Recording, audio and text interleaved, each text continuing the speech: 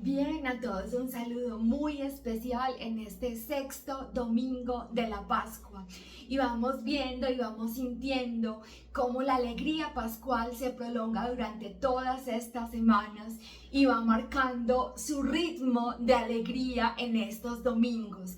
El domingo pasado, si ustedes lo recuerdan bien, y es muy importante que lo recuerden, el Señor nos hablaba sobre el amor. Un amor distinto, un amor fundado en la incondicionalidad de su amor.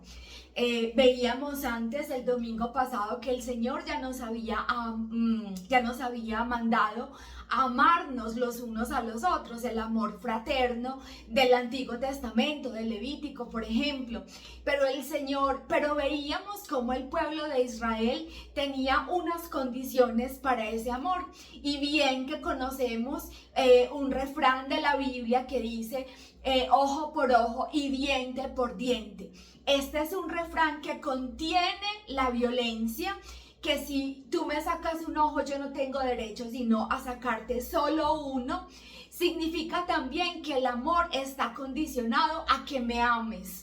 Si este refrán es un refrán que contiene la violencia y que yo tengo derecho a ser violento en la medida y solo en la medida en que otros son violentos conmigo, entonces significa también que el amor está condicionado a que otros me amen y que mis obras de amor están condicionadas a que otras personas también tengan obras de amor conmigo. Por lo tanto, el amor de Jesús es diferente. Es un amor que tiene la medida de su amor, que es incondicional, y a eso nos manda, y por eso es un mandamiento nuevo. Bueno, yo espero que la exigencia de este amor nos haya llevado a una herramienta que tenemos todos los cristianos, muy importante e imprescindible en la vida cristiana, que es la oración. Cómo con nuestras propias fuerzas y a través de nuestro pobre corazón vamos a poder tener la medida del amor de Cristo. No se logra sino a través de la oración. Y esto es muy propio del Evangelio de Juan, que nos lleva siempre a la interioridad, a la comunión con Dios.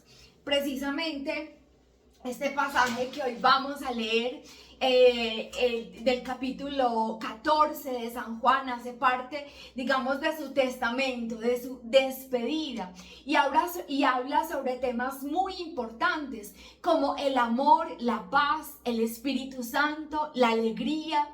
Son todos estos temas que nos llevan a la comunión con Dios, que por su nivel de profundidad y de exigencia en la vida cristiana nos remiten a la oración. Yo espero también que al leer este pasaje de la Sagrada Escritura ustedes sean llevados, ¿sí?, por el contenido de este pasaje a la oración, a la profunda comunión con Dios.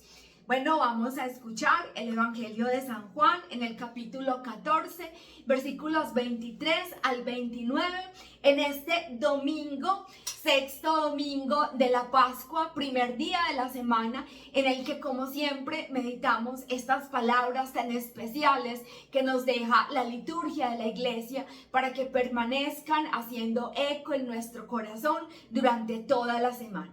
Dice pues de la siguiente manera: Jesús le respondió: si alguien me ama, guardará mi palabra, y mi Padre le amará, y vendremos a él, y haremos morada en él. El que no me ama, no guarda mis palabras, y la palabra no es mía, sino del Padre que me ha enviado. Os he dicho estas cosas estando entre vosotros, pero el Paráclito, el Espíritu Santo, que el Padre enviará en mi nombre, os lo enseñará todo y os recordará todo lo que yo os he dicho. Os dejo la paz, mi paz os doy, no os la doy como la da el mundo. No se turbe vuestro corazón ni se acobarde. Habéis oído que os he dicho: me voy y volveré a vosotros. Si me amarais, os alegraríais de que me vaya al Padre, porque el Padre es más grande que yo. Y os lo digo ahora, antes de que suceda, para que cuando suceda creáis. Palabra del Señor. Gloria a ti, Señor Jesús. Bueno, como siempre, varios aspectos a reflexionar, muchos realmente, pero por esta vez solo 4. Y ustedes ya después, en la presencia del Señor, en la oración, con la palabra de Dios, así como la tengo yo muy cerca de mí, ustedes le preguntarán al Señor qué más quiere enseñarles o cuál es el aspecto especial, particular de su enseñanza, de la enseñanza de Dios para cada uno de ustedes. Lo primero que tenemos que decir, de lo primero que tenemos que hablar es de la relación íntima entre el creyente y Jesús. Es una relación de amor que se hace concreta por medio de la escucha de la palabra y del cumplimiento de esa palabra en nuestras vidas. ¿De qué manera nos pide Jesús que lo amemos? Sabremos que estamos amando realmente a Jesús si nosotros estamos escuchando su palabra y si estamos realizando su palabra en nuestras vidas. Así sabemos que estamos amando realmente a Jesús, porque es de la manera como Él nos pide que le amemos, a través de la escucha de la palabra. ¿Y qué pasa si escuchamos su palabra? Pues Dios mismo, dice Jesús, vendremos a Él. La Trinidad, suponemos, la Trinidad Santa, hará morada en nuestro corazón, y no se trata de una morada física, hará morada en nuestra vida, hará morada en nuestro ser. Se trata de la presencia activa de Dios en la vida del creyente, cuando el creyente se esfuerza por escuchar la palabra de Dios y por hacerla realidad en su vida.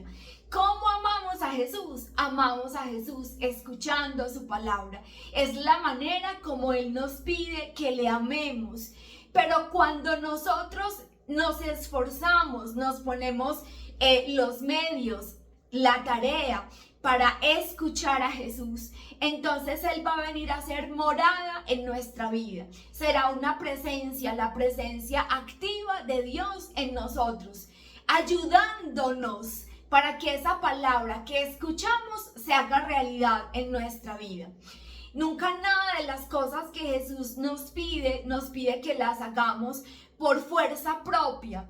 Y nuestros logros no son nuestros méritos. Nuestros logros son el fruto de la acción de Dios que ha hecho morada en nuestra vida y que no es una presencia pasiva que está ahí haciendo nada. No, es una presencia activa que nos lleva precisamente a realizar lo que Él nos manda. Vamos a otro versículo de esta misma palabra que vale la pena subrayar.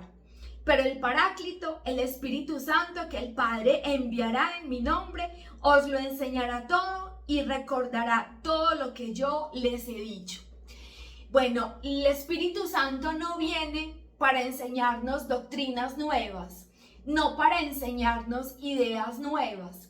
Lo que el Espíritu Santo hace en nosotros es actualizar y profundizar la misma palabra de Dios para nuestra vida, para la actualidad de nuestro tiempo, pero también para la actualidad de la vida de cada uno de nosotros.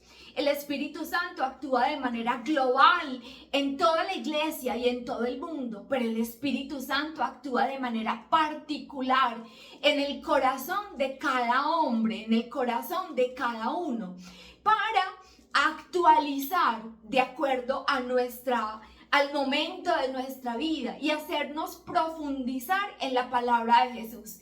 De tal modo que la palabra de Dios es siempre nueva por la acción del Espíritu Santo, siempre más profunda, siempre actual por la acción del Espíritu de Dios en nuestras vidas. ¿Cómo hacemos nosotros para que el magisterio de la iglesia esté siempre basado en la palabra de Dios a lo largo de todos los tiempos? porque el Espíritu de Dios se encarga de actualizar y de profundizar en la palabra de Dios para toda la iglesia. Cuando nosotros cogemos el catecismo, cuando nosotros cogemos en nuestras manos cualquier libro del magisterio de la iglesia, las encíclicas del Papa, sus exhortaciones apostólicas, siempre vamos a ver que están basadas en la palabra de Dios, pero que está por la acción del Espíritu Santo actualizada y profundizada de acuerdo a la situación histórica por la que el mundo pasa, por la que la iglesia pasa, por la que cada uno de nosotros está pasando en esa línea de la historia y de nuestra historia. Otro versículo muy importante, la paz. Os dejo la paz, mi paz os doy. No os la doy como la da el mundo, no se turbe vuestro corazón, ni sea cobarde. La paz les dejo, mi paz les doy, no como la da el mundo, no se turbe vuestro corazón. Esta frase me parece muy linda, tal vez para mí la más linda de todo el Evangelio. Jesús no nos da una paz circunstancial. El mundo nos da una paz circunstancial, digamos un tranquilizante. El mundo nos llena de tranquilizantes, ¿sí? Ustedes podrán ver cuáles son los tranquilizantes que el mundo da para cada uno. Yo veo televisión y ver televisión a mí me parece que puede llegar a dar fruto. No tengo ningún problema, pero cuando la televisión se convierte en un tranquilizante, en una aparente paz que no nos permite escuchar la voz de nuestro corazón. Quienes escuchan música, también yo escucho música. A mí me gusta incluso bailar, hace parte de la vida, de mi vida, ¿sí? Incluso de la vida cotidiana. Pero cuando la música se convierte en un ruido atronador continuo, que nos impide tener momentos de silencio y de paz para escuchar la voz de nuestro corazón, entonces la música se convierte en un tranquilizante. El dinero es un medio para hacer el bien, un medio para que cada uno de nosotros pueda vivir mejor, pero el dinero es un medio para hacer el bien, digamos, para alargar nuestra mano en nombre del amor de Dios a quienes más lo necesitan.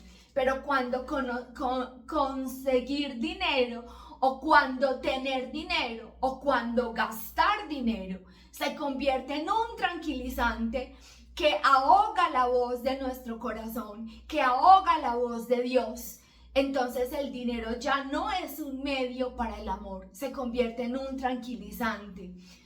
Asimismo, las muchas otras cosas que el mundo ofrece, y no necesaria o intrínsecamente malas, sino cuando se convierten en un instrumento para ahogar la voz de nuestro corazón en nuestra vida, o para ahogar la voz de Dios en nuestra vida. Estas cosas que el mundo ofrece se convierten en tranquilizantes. La paz de Dios va más allá del tranquilizante. La paz de Dios no depende de las circunstancias.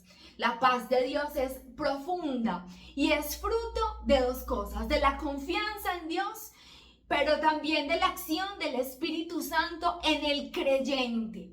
Y entonces que le permite pasar incluso por la tribulación, incluso por el dolor, en paz, porque está profundamente confiado en Dios y porque el Espíritu de Dios actúa en su vida para que esa paz se sostenga aún en medio del dolor y de la tribulación.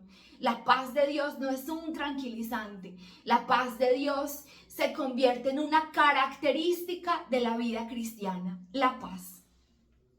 Y finalmente, habéis oído que os he dicho, me voy y volveré a vosotros. Si me amarais, os alegraríais de que me vaya al Padre, porque el Padre es más grande que yo. El Padre es más grande que Jesús en el sentido de que Jesús hace la voluntad del Padre. Jesús nos ha contado que Él ha venido a hacer la voluntad del Padre, todo lo que el Padre le ha mandado hacer, todo lo que el Padre le ha mandado manifestar, Él ha venido a hacer. Entonces, en ese sentido, Jesús es más grande que el Padre. Y nosotros nos alegraríamos que Él vaya al Padre, porque ya escuchamos que Él nos va a enviar el Espíritu Santo. Y porque su partida no es una pérdida, deberíamos entenderlo siempre así, cuando meditamos en la muerte de Jesús y resucita y ya no está quizá de la misma manera entre los discípulos, o cuando Jesús asciende al Padre. En este caso aquí se trata de la partida de Jesús por su muerte. Estamos en el discurso de despedida en el Evangelio de Juan.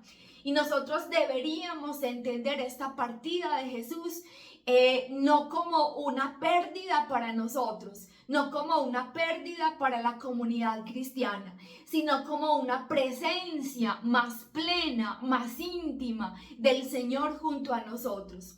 ¿Por qué? Porque el Señor Jesús está plenamente en cada uno de nosotros y con cada uno de nosotros como fruto de